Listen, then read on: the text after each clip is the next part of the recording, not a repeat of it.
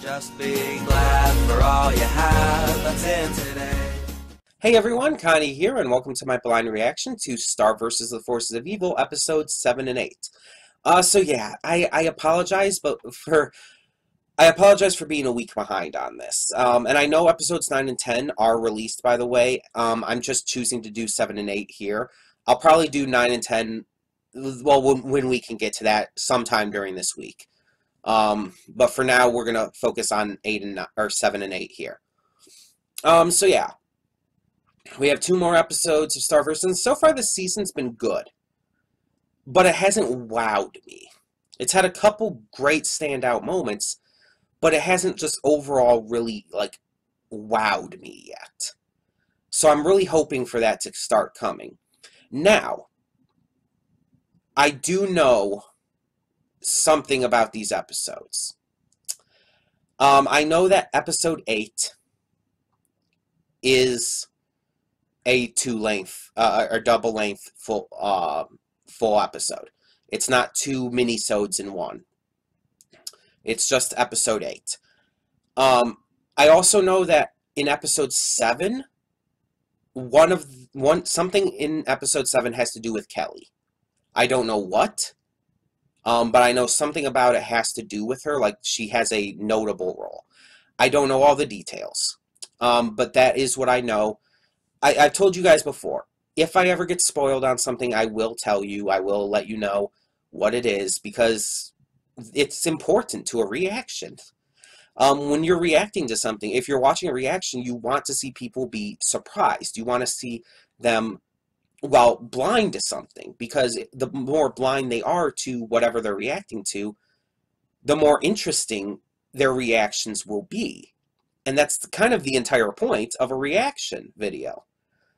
If you're watching someone watch something that they've seen before, it's like, oh, yeah, oh, they point out, oh, I like this scene and everything. It's like, okay, so do I, but it's like, this isn't fun to watch. If you're watching someone watch something for the first time, seeing that excitement in their eyes when they discover something awesome or new or really interesting is so awesome. It's kind of like this. A lot of people have said that they wish they could go back and watch something again for the very first time. That they wish they could experience it again for the first time. That is why people like blind reactions. Because it's kind of giving them that wish. It's almost like they're getting to experience those shows or movies or whatever once again for the first time through these reactors. I mean, I love that myself. I honestly wish I could go back and watch MLP for the first time again. Or Star vs. Or Gravity Falls. There's a lot of shows that I've watched that I wish I could have reacted to, like Legend of Korra, or Miss Kobayashi's Dragon Maid, or Full Metal Alchemist Brotherhood. But unfortunately I can't, so the next best thing is to watch other people react to it. To see their first reactions, to see how they view these certain events and characters and stuff through blind eyes, to see how they come across it on their first viewing. And I usually don't have an issue if someone is completely blind or is like knowledgeable on little tiny things, as long as they don't know heavy plot details or like the big spoilery surprise moments, then I'm good. Like, for example, with MLP's 5th season, there was one reactor I watched. It wasn't one of the big ones, I feel, but one reactor did know about the CMC getting their cutie marks in that episode, because he had been spoiled on it, and it ruined the entire reaction. Like the other stuff, he didn't know about Diamond Tiara and Silver Spoon getting redeemed, so it was worth watching for that at least. But the fact that he knew about the cutie marks the entire time really hurt the overall quality of the reaction. And he even acknowledged that it wasn't the best because he knew about it going in, and that it really skewed his view on the episode itself. So yeah, the point is, I want to be honest with you when I am spoiled on something. And luckily, I managed to avoid it most of the time. And even this time, it's like, okay, I know Kelly has a notable role in some way. I don't know any of the context behind it. And I know that the second episode here is a full-length one. It's a double-length episode. So it's probably going to be big and important, but I don't know how. So I'm still mostly spoiler-free. Luckily. And I hope to stay that way with the future stuff. I still hate that they're doing 2 episodes a week. It just feels like they're trying to rush through it. Like, apparently, next week, or this coming Sunday's episodes, apparently they're the season, or the mid-season finale. It's like, we should not be at the mid-season finale already. This, like, just started, like, what, a month ago? Just over? We should not be at a mid-season finale. Again, I talked about it last time, but it feels like they're trying to, like, the network's trying to rush through this. Like, it's just trying to get it done and over with so they can focus on the shows that they want to focus on, rather than the ones that the actual viewers want them to focus on. By rushing it like this, it feels like they're not giving it the time it deserves and needs to be absorbed into the minds of the viewers. It's like, it's just shoving all of this down on us, like, too quickly. But I'm not going to get into all of that again. But I'm going to get to these 2 episodes today, and maybe tomorrow or Wednesday I'll get to the most recent 2, but we'll see. Either way, I'm excited to see where these episodes go, and I really hope to like them, because, yeah, like I said, while the episodes we've gotten so far have been good, heck, very good, they haven't really wowed me yet, outside of a couple moments, specifically. And there's been a lot of setup, I feel. But it is still early in the season, all things considered. So we've still got these episodes. We've still got the other ones that are released 9 and 10, and then the mid-season finale after that with 11 and 12. So, yeah. Let's get on with this. So when the screen fades to black, pause this redirect and go to the description below. Follow the links to the reactions, and after you watch it, come back here to the redirect and resume play. Because after it fades to black and then fades back in, everything from that point forward will be my afterthoughts, and will contain spoilers to the episodes. So that being said, thank you so much for tuning in, and I will see you at the reaction. And we are back, and we will begin with spoilers in 3, 2, 1, now. Oh, I am on cloud 9 right now, like, not only just because these were very, very good episodes, but I have to talk about episode 8 before I can go into episode 7. Because this is like a massive wish fulfillment for me. I've talked about it for a long time. You guys know I have talked about this for a long time, that this has always been an issue with me. I have never seen any romantic chemistry between Star and Marco. I love their characters, and I think they have great chemistry as friends. But the thing is, I've never seen any hint of romantic chemistry. I've never seen any hint that they truly liked each other. It always felt fake. And now we find out it was. It was legitimately fake. Oh, that is so cathartic. That is so beautifully refreshing to know that I was right. And I'm not just saying that because it's good to know that I was right. I'm not bragging, necessarily. I'm just trying to say, it feels so good to know that I wasn't just seeing things. I wasn't just imagining things with that. It was legitimately fake feelings that they had for each other. It was forced. It was artificial. Created through this curse that Tom had enacted in order to try and force Star to like him. Which is, well, to like him again, because, you know, at that point they had broken up in the past, so. I like that so much. Because it was obvious. It was obvious that that their feelings for each other weren't real. That there wasn't the chemistry there needed for two people to truly be in love.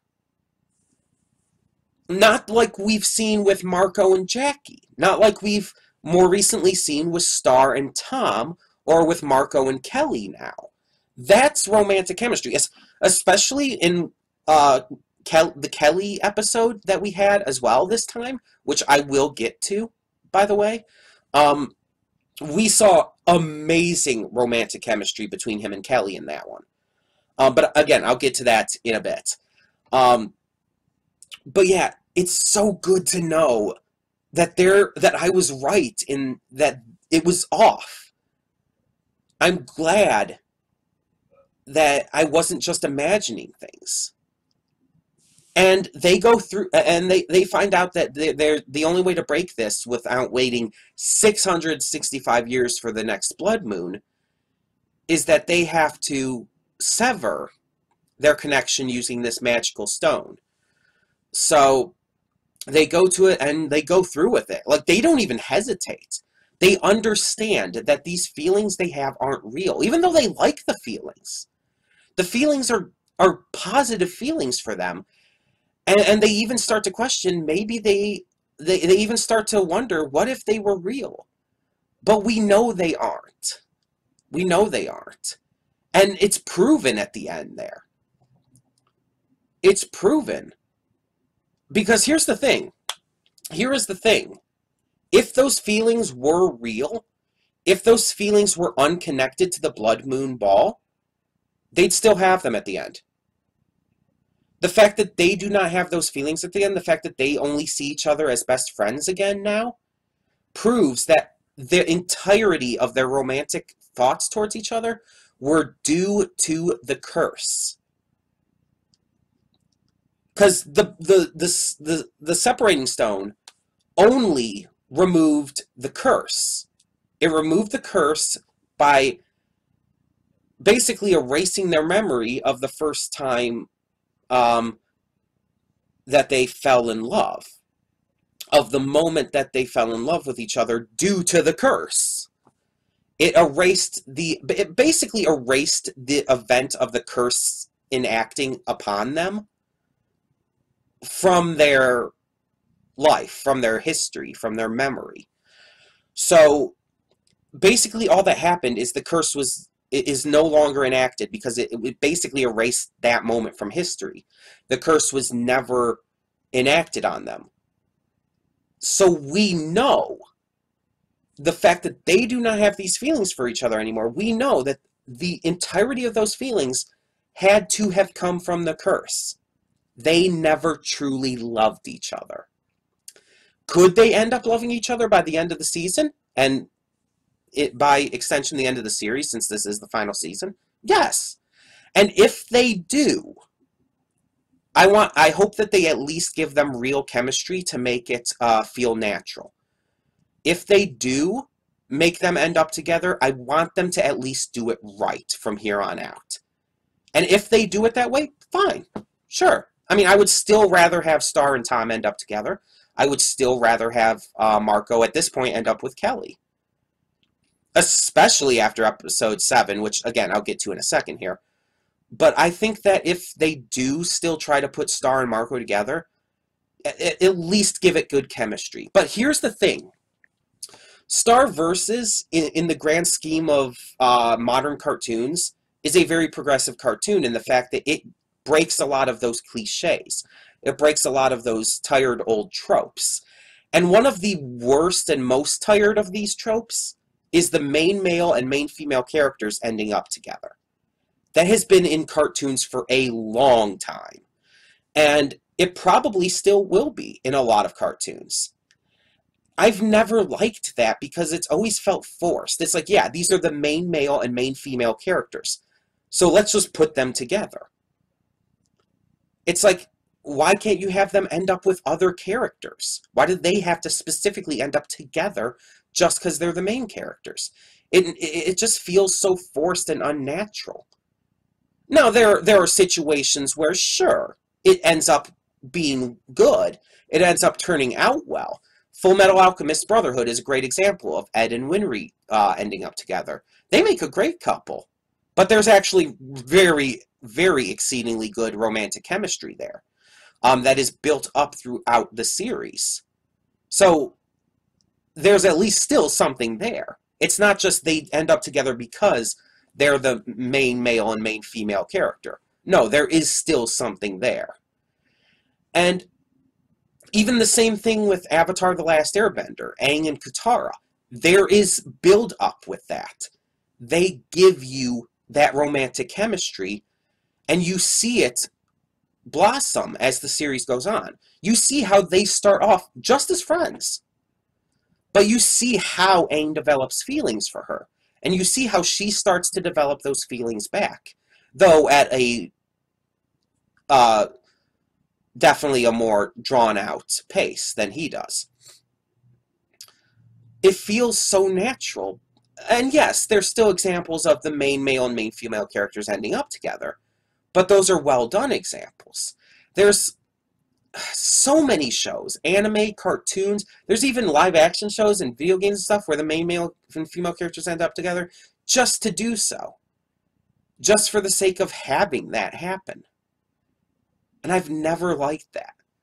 So having it here where Star Versus, I think, can actually subvert that trope and have them end up with different characters and just remain best friends would be so refreshing.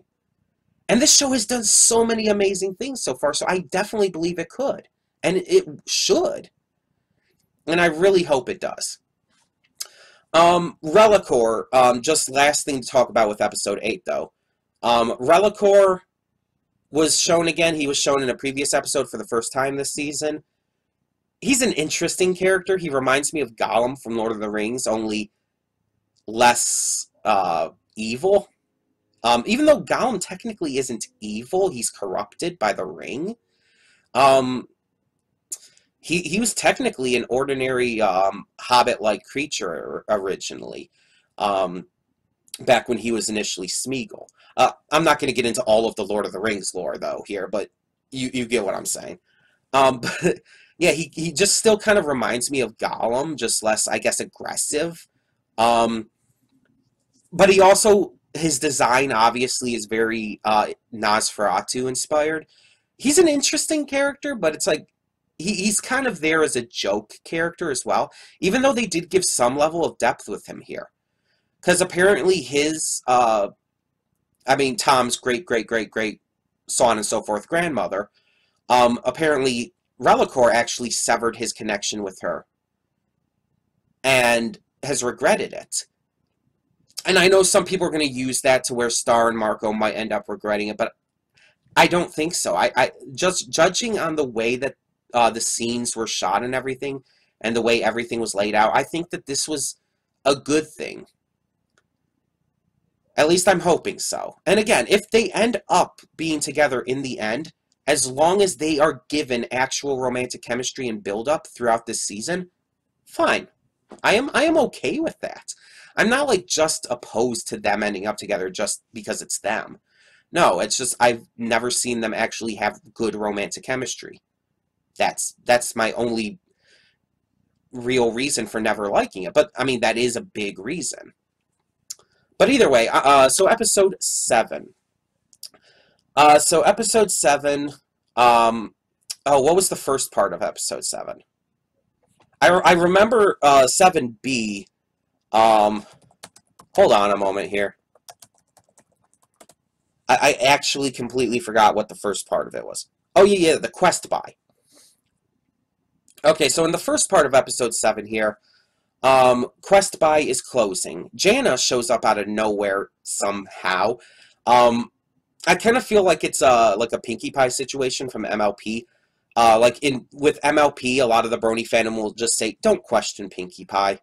Just whatever kind of weird, crazy stuff she does, just her appearing out of nowhere and everything, all the physics-defying stuff, just don't question it. Just don't question it. I kind of feel it's like the same thing here with Jana. It's like, how did you get here? How do you suddenly know Eclipse as well? And it's like, I'm just like, just don't question it, I guess. Jana has her ways. But she joins them at Quest Buy and kind of poses as an employee. They're going there because Marco wants to get 16 more of the wallets that he likes. Because he assumes that he's going to need 16 more during his lifetime.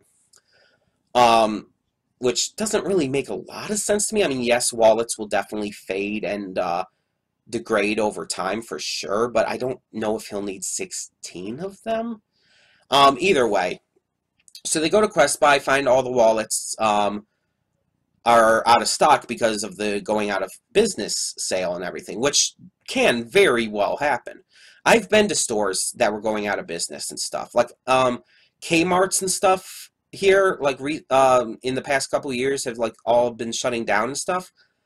And it's like I remember going to a Kmart after their going out of business sale was like mostly through, all of the empty shelves and stuff, all of the just completely empty like chunks of the store.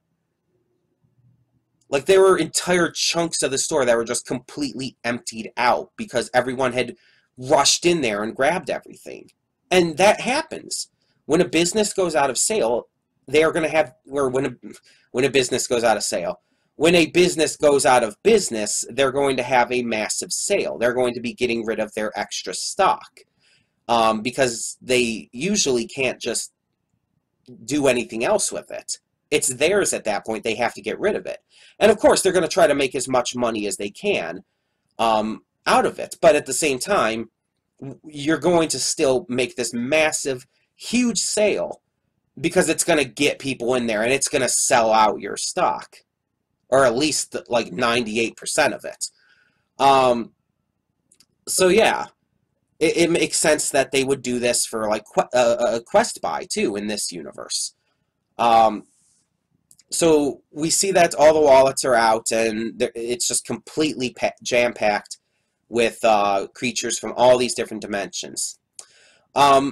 So Jana, posing as an employee after a sloth is picked to his skeleton of everything, they go to the back storeroom, which we later find out is a magical room that will create anything you want inside of it. Anything you want, which I guess is just how the stock works there. I don't know. It'll create anything you can think of. Anything. However, we also find out that apparently people have gone back there before and have become trapped back there. Not like by anyone specifically, but by their own desires. By finding out about this room's power, they end up getting obsessed with it by creating all of these different things, and their minds figuratively turn to mush. They become so obsessed that they can't think about anything else. The sloth, the employee, even shows, like, they're free to go anytime they want. He opens the cage door for the one girl, and she, like, crawls out at first, but then she's like, one more, with that little toy she has. And it shows that it's like, they're trapped there by themselves, by their own greed, really.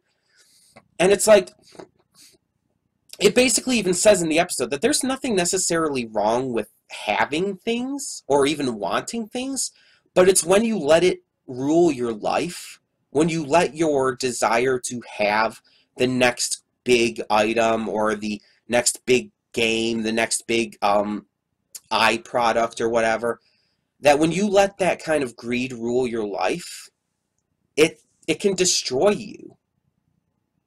It figuratively turns your brain to mush.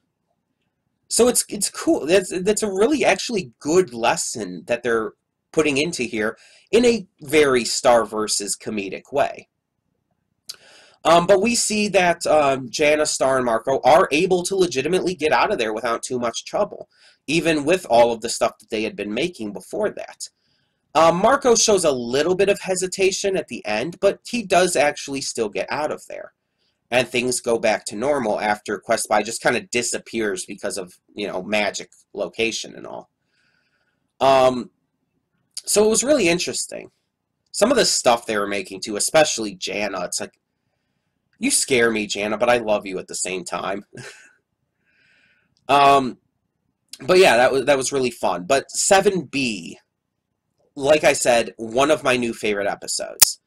Because I love Kelly as a character. She's actually one of my favorite characters in Star Versus. When she first debuted, I mean, I liked her even back then. But as she started to get more of a character, more depth to her, I really started liking her, especially with the entire stuff with Tad, which I'm really surprised is still a thing. Um, uh, but we're seeing how she and Marco are developing these feelings for each other that started back in that one episode with them on the beach in the underworld, which happened like right on the cusp of Marco's birthday back then. And we're seeing how that they have actual romantic chemistry, and which is on full display in this episode. One big thing about romantic chemistry that a lot of people don't seem to understand is similarities. There's this really weird and destructive idea out there about opposites attract. That people who are different from each other are the ones who are destined to be together, like the soulmate kind of idea. One, I do not believe in the soulmate idea. I think that you can fall in love multiple times throughout your life with multiple different people. There is no one person for you necessarily. Because love is not like this mystical, magical thing. It's a feeling.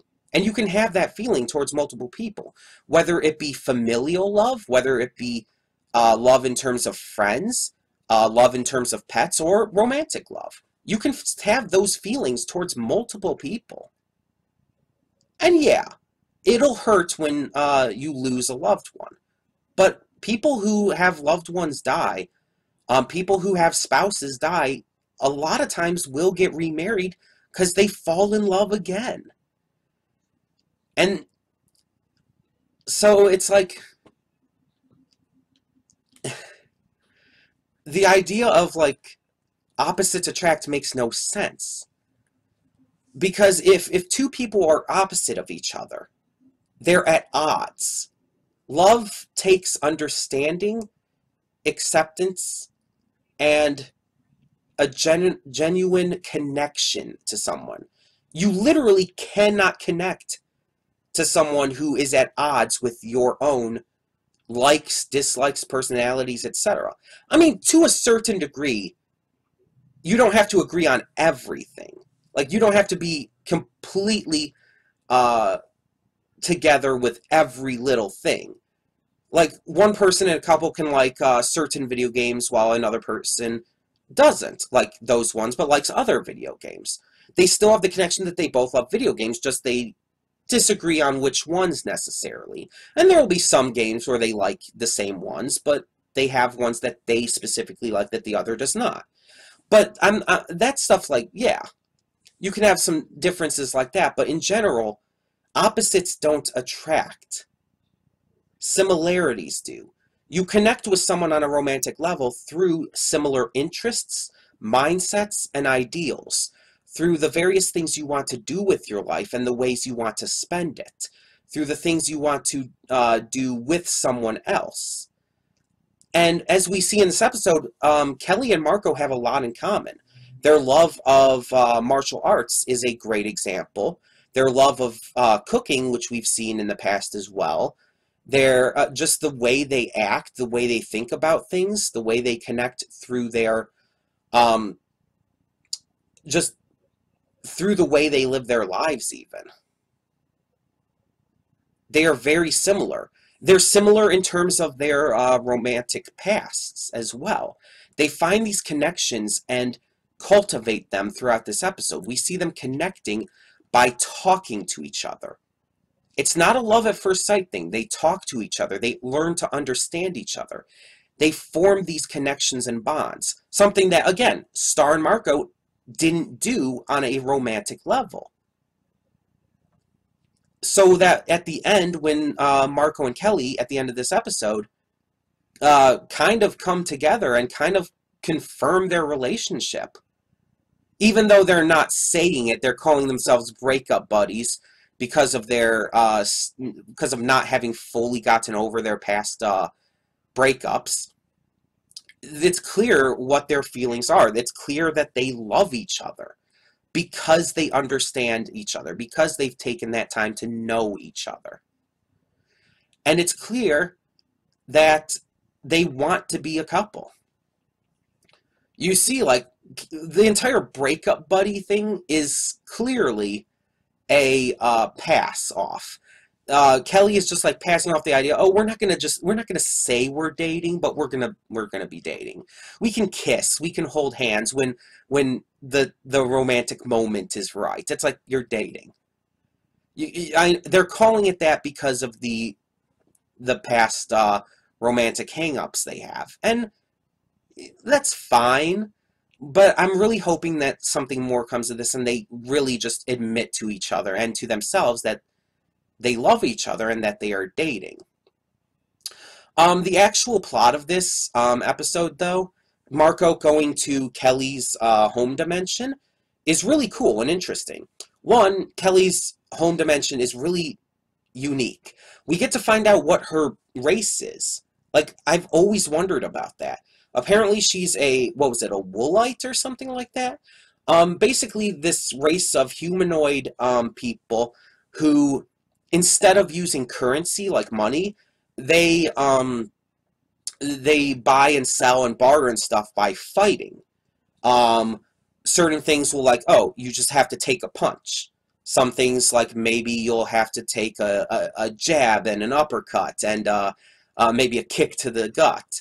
And it's like Kelly made the joke, like, someone in her family, I think it was like her grandfather or something, someone bought a yacht once and he's still in the hospital. It's like, that's funny. That's unique too, because it shows a really interesting idea of a different monetary system, and it's basically bartering. The idea of bartering is how it is what we did as the human race before money. We would, like, oh, I'll trade you 5 chickens for this cow or something like that. But it's really interesting, and them getting to fight the librarian and stuff. I have to finish this off because my computer is actually on its at the end of its battery life, because recording, I guess, takes up a lot of battery power. But yeah, it's really interesting to see that, getting to learn about her race and see her world and everything, her world's martial arts. It's really cool. And so it's like, awesome. I like this depth they continue to add on to Kelly as a character, and it's why she's one of my favorites. But either way, these were 2 very good episodes, and I want to hear what you think. What do you think about Kelly's growth? What do you think about the entire thing with the Blood Moon curse, and how Marco and Star's feelings for each other legitimately were not real? And now that they are just best friends again, how they can move forward in their real romantic relationships. Tell me your thoughts on all of that and more in the comments below, and thank you so much for tuning in. For now, I'm Connie, and I'm signing off. See y'all next time. And though you've come through many